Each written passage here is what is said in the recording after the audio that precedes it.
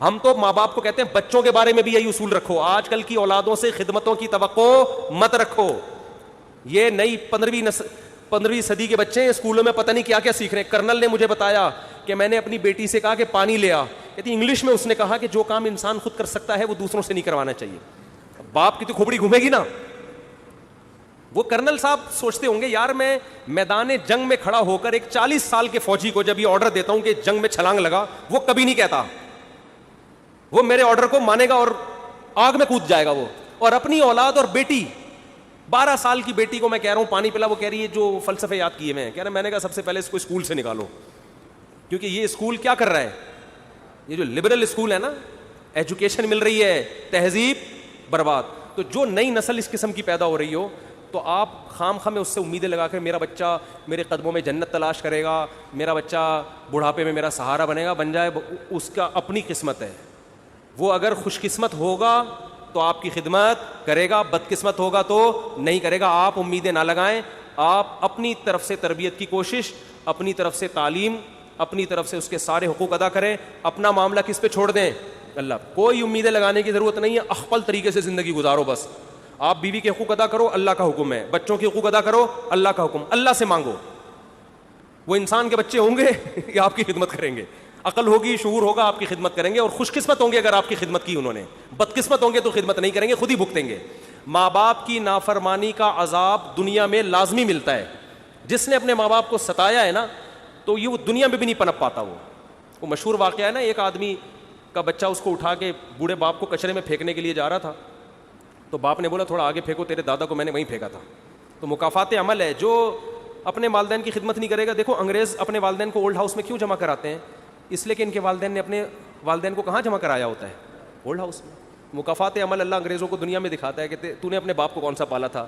تو بلکہ میں نے تو یہاں تک کہ انگریز نے مجھے خود بتایا کہ ہمارے یہاں تو بوڑھے ماں باپ خود ہی کہہ دیتے ہیں بھائی ہمیں اولڈ ہاؤس میں جمع کرا دو, ہمیں پتہ ہے یہ ہم تمہارے لیے ٹینشن بنے ہوئے, تم خوشی سے نہیں پال رہے.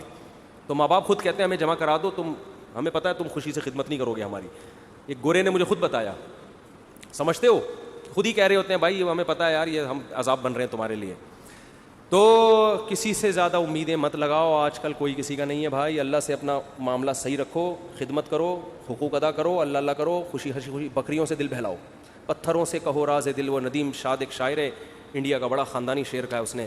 پتھروں سے کہو راز دل, یہ نہ دیں گے دغا آپ کو, اے ندیم آج کے دور میں آدمی کا بھروسہ نہیں. پتھروں سے پتھر جو ہے نا اس سے اپنے غم کی باتیں شیئر کر لیا کرو, دکھ کی باتیں بیان کیا کرو. وہ آپ کی مدد نہیں کرے گا تو کم از کم دغا بھی نہیں دے گا, اپنے سینے میں محفوظ رکھے گا آپ کا غم. انسانوں سے اپنے دکھ شیئر کرو گے, خیر خواہ بنیں گے, لیکن آپ ہی کی جڑیں کاٹنا بولو شروع کر ہوتا ہے.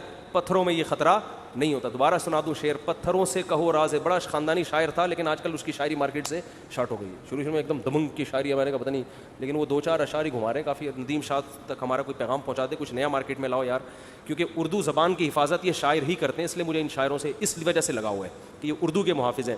تو پتھروں سے کہو راز دل, یہ نہ دیں گے دغا آپ کو, اے ندیم آج کے دور میں آدمی کا بھروسہ نہیں. ایک اور سنا دوں اسی خوشی میں, کل وہ شاید تجھے چھوڑ دے, ہاں کل وہ میری بھی آنگن میں تھی, جس پہ تجھ کو غرور آج ہے. سمجھ میں آ رہا ہے؟ جس پہ تو آج غرور کر رہے ہیں نا, کل وہ کہاں تھی؟ آخر میں بتاؤں گا کیا تھی, آپ پریشان نہ ہو, آپ کو پتہ نہیں کون سی چیز چلی گئی. کل وہ میرے بھی آنگن میں تھی, جس پہ تجھ کو غرور آج ہے. کل وہ شاید تجھے چھوڑ دے, اس خوشی کا بھروسہ نہیں.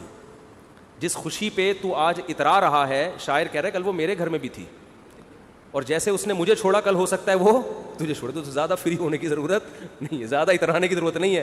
خوشی ملے اللہ کا شکر ادا کرو, اتراؤ مت. یہ خوشیاں بھی دائمی نہیں ہوتی, یہ غم بھی دائمی نہیں ہوتے. سمجھتے ہو کہ نہیں سمجھتے؟ تو میں خلاصہ یہ بیان کر رہا تھا کہ بقرعید میں تھوڑا تکبر بھی خاک میں ملتا ہے ہمارا. جب گایوں کو لے کے گھومتے ہیں, صحیح ہے نا, ان کی سیوا کرتے ہیں, بکریوں کو کھلاتے ہیں, بکروں کو کھلاتے ہیں, تو تھوڑی جو پرسنالٹی ہے نا یہ 3 پیس سوٹ ٹائی والی, یہ تھوڑی کیا ہو جاتی ہے,